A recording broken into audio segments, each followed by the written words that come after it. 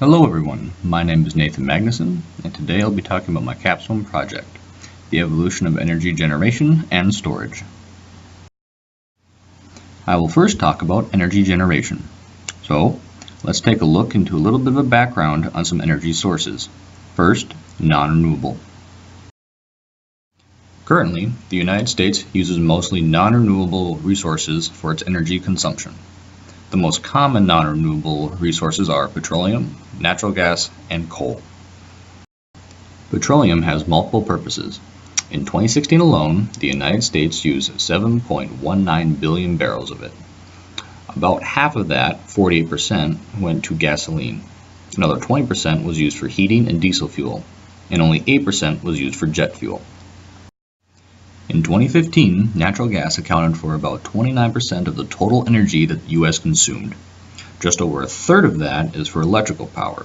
Another third is for industrial uses, and the last third is broken up between residential, commercial, and transportation.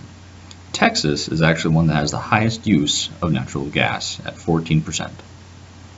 There are actually 4 different types of coal harvested by the United States, but only 2 make up the main consumption. Bituminous, which is 45% of the United States consumption, contains anywhere from 45 to 80% sex carbon. It is used to generate electricity. Subbituminous was about 47% of the United States consumption and has anywhere between 35 to 45% carbon. Most of this coal, about 90% of it, comes from Wyoming. While renewable energy sources are a small percentage of the energy consumed by the United States, it has the potential to be a large producer of energy. Examples are solar, wind, and hydro. Solar energy is captured by panels called PV panels. This is short for photovoltaic, meaning the solar panel converts light into a direct current by a semiconductor. Wind energy is harnessed by giant turbines, typically on wind farms. These can help power a large city or surrounding communities, but are reliant on strong wind currents to make them useful. Hydroelectric dams, nicknamed hydro plants, use large rivers to produce electricity from water rushing through their turbines. About 92% of hydropower comes from the private sector. The United States has a total of 1,756 hydroelectric dams in operation. Here, you can see percentages of energy consumed by the United States in 2015. The left bar represents all of the sources used, and the right bar shows all the sectors that consumed those energy sources. Every source is used by all the sectors, with the exception of nuclear power only being used for electrical power. Here is a way to see how renewable energy is broken up. Hydroelectric is a leading producer for renewable energy, but will be surpassed when all biomass sources are combined to form about half of all renewable energy sources. Solar represents a smaller portion of renewable energy, but has a higher potential for long-term growth than any other source due to the requirements such as time, space, and resource availability. With renewable energy having room to expand, real-world companies are starting to band together to create products thanks to combined interests. An example of a partnership would be SolarCity and Tesla. Founded in 2016, SolarCity is the largest provider of solar energy services within the United States. It provides all services that would come with an installation of solar panels. In 2016, it was announced that Tesla was acquiring SolarCity. Together, they have created solar roof tiles that will be cheaper than a traditional roof, but with the benefit of supplying power to the home. They also created a Powerwall battery where the excess power can be stored. Now we will look into the evolution of battery technology. This brings us to the second half of the topic involving battery storage. The evolution of battery technology has actually relatively been consistent, at least back in the 1800s. About every 20 years there was a new type of battery. When the 1900s arrived, battery progression changed. Alkaline batteries were dominant for the first half of the 1900s, but lithium-ion batteries were being improved upon until they became fully commercialized in the 1990s. Since then, most devices use lithium-ion batteries. For a reference point, lithium-ion batteries are rated between 120 to 200 watt-hours per kilogram.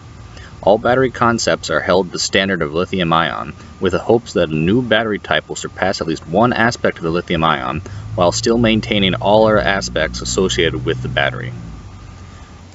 Students at Dallas University have developed a lithium-air battery that will supposedly be 1/5 the price of lithium-ion, while also lasting 5 times longer. Unfortunately, this technology is about 5 to 10 years out. However, at the University of California, Scientists have developed a gold nanowire battery that uses a gel around the nanowires to help prevent the battery from degrading. This allows the battery to be recharged multiple times while showing no signs of degrading. The graphene battery, nicknamed the Gravit, is created by a company called Graphenano. The purpose of this battery is to allow cars to travel about 500 miles on a single charge with the benefit of being charged in minutes. This battery can be charged and discharged about 33 times faster than lithium-ion while also having a 1,000 watt-hour per kilogram rating. One battery that may be commercialized very soon was talked about in a May 9th press release. A 7% silicon lithium-ion battery has been approved by the UN and has passed multiple global safety standards. These standards ensure that the battery will be safe for things such as transportation and being able to withstand multiple charges and discharges. This lithium-ion variant is about 4 times more dense than the traditional lithium-ion battery. With all this in mind, energy generation and storage will affect us all in some form or another. So, let's look at some positives. 1. Advancement in current technologies. With continuing advancements in generation and storage, we will be able to supply more power to our homes as well as our mobile devices. Tools that are deployed out in the areas that don't have any power or are recovering from a disaster could be self-sustaining, or at the very least more efficient. This also provides us with a better foundation to power more advanced hardware in the future, and with continuing development of generation and storage, we could even help provide solutions to some space travel limitations. For product safety, mobile devices will continue to have better safety ratings with newer battery types. This continues even into new electric cars. Batteries like the silicon lithium-ion battery provide these options. Also, materials used will be less harmful, such as the gold nanowire battery, which uses gel to protect the wires from overheating. Environmental positives include less harmful materials being used by batteries, as well as less waste from batteries since lifespans can be increased. For environmental positives for generation, cleaner energy generation from solar, wind, and hydroelectric will cause less pollution due to the reduction of fossil fuels. Even though generation and storage technologies are advancing, there are still some negatives with both categories. If one type of source becomes the only one used, then we will be highly reliant on that technology. If something goes wrong in a new battery technology that takes years to happen, then all devices with the battery are at risk. For generation, if solar installations become the main source of power, then anything that happens to the large installations could cause huge problems across the country. Negative environmental factors for batteries still include the need for materials of some type to be collected, and depending on the battery, the acquisition of those materials could be harmful to the surrounding land. For generation, solar panels are the least intrusive when compared to wind or hydroelectric, since the only real requirements are the materials needed to build the panels and some sort of space that could either be small or large. Wind turbines have been known to kill birds, take up large areas of space, and produce a constant noise that, over time, impacts the health of those who live around it. And hydro plants have the issue of blocking rivers that can affect downriver as well as interrupt fish migration. For my predictions, I believe that a new form of battery technology will be prevalent and commercially available within the next 5 years. Renewable energy generation will also be doubled in 5 years, and the United States will have over half of its energy usage coming from renewable energy sources like solar and wind within 25 years. I believe that energy generation and storage will become a large part of our lives in the coming years, and that there will be a need for high-quality sources of energy and a reliable means to store it. There are breakthroughs that are happening right now that could change the world in an instant.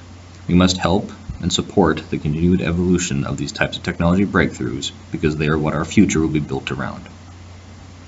I would personally like to thank Jinping Tucker for helping me build my project and offer me advice along the way.